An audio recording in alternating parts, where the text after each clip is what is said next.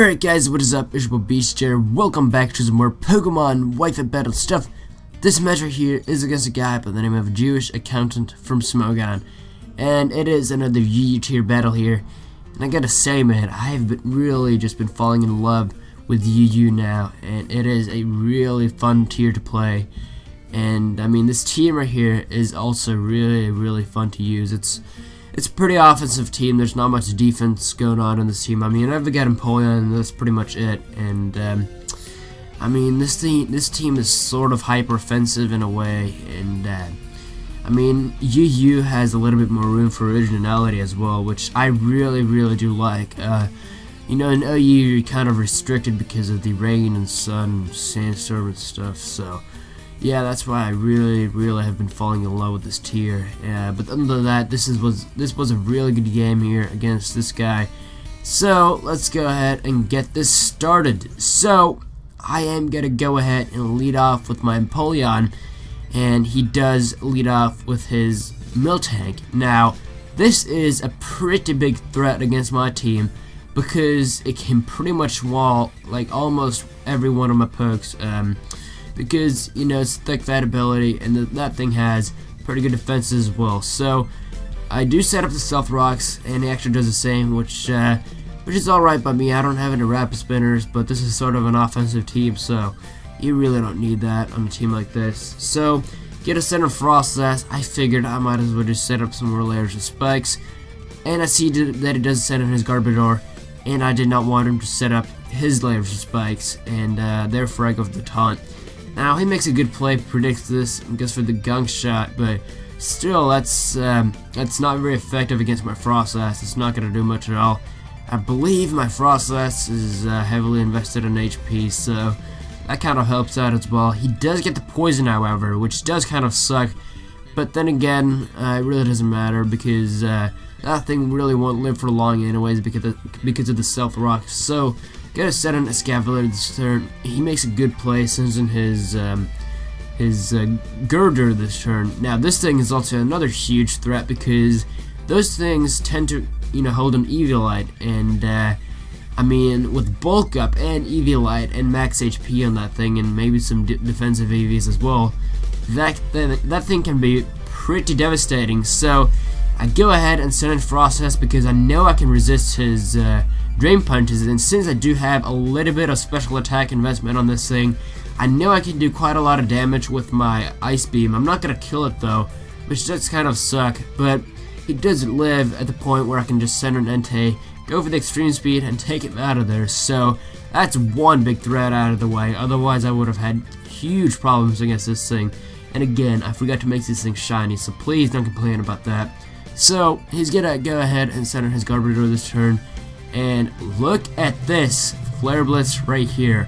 Look how much it does. That thing has probably got a lot of defensive investment, and that still does a lot. I mean, that just shows how incredible this Entei can be. And I mean, if I would have had a choice band on this thing, that thing would have been done, no doubt. And look at this. He's gonna send in his Miltank this turn. That thing is thick fat, right? But I mean, it still does a lot, and if I would have been choice banded, that thing would have been that thing would have been dead right away, or it would have been a 2-hit KO.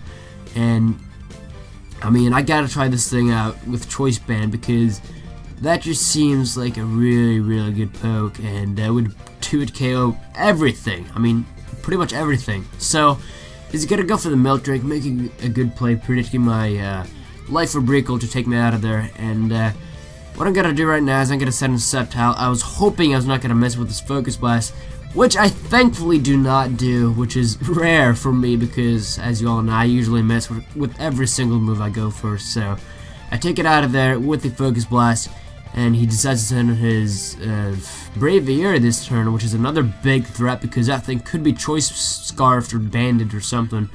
And I mean, that can be pretty devastating as well. So I looked at his remaining pokes, and I looked at my remaining pokes, and I saw that I really didn't need Empoleon anyways. And if he would have went for the superpower predicting my switch out into Empoleon, then that's fine as well because my my Empoleon would have died, and I could have easily revenge killed him with something else. So I do go for the Ice Beam on his Tangela. It's got to do a lot, actually, which is pretty nice, and he does go for the Leech Seed this turn. I'm pretty surprised that he did not go for the Sleep Powder, but, you know, then again, I really didn't need this thing at all. Maybe he wanted to save Sleep Powder for something else. I don't know, really.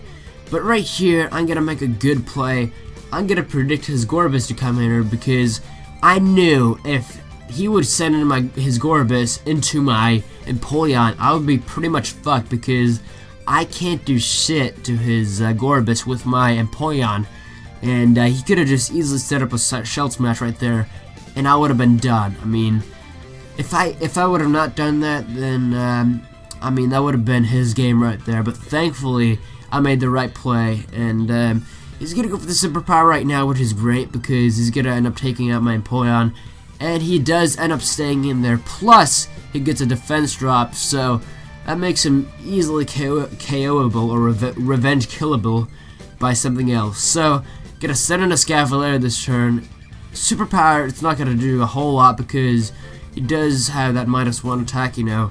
And I make kind of a risky play right here. Go for the Mega Horn, which, I mean, it could have missed. I probably should have run for the Iron Head because if he would have switched out of there into his Gorbis, that would have probably 2KO'd him as well. So, I don't know really. But he's going to go for the Surf. It's going to kill me off. He's obviously not going to want to go for the Shell Smash, risking this Mega Horn to hit him, you know. So, I'm gonna go instead of Sceptile this turn, go for the Energy Ball, take that Gorbis out of there, which is great. So his only poke left is his Tangela, and what I'm gonna do is I'm gonna go for the Hidden Power Ice. And I thought because I'm Modest Life Orb max special attack that this Hidden Power Ice would take it out of there, but no, he lives with like 1, and I was like, whoa, that thing has pretty good special defense. So what I'm gonna do is I'm gonna send a Flygon, just take it out of there with the Outrage because Outrage looks cool and stuff. But yeah, hope you guys enjoyed this battle. Leave a like rating if you did. And this was definitely a good game. Hope you guys enjoyed this battle, and I will see you guys later. Peace!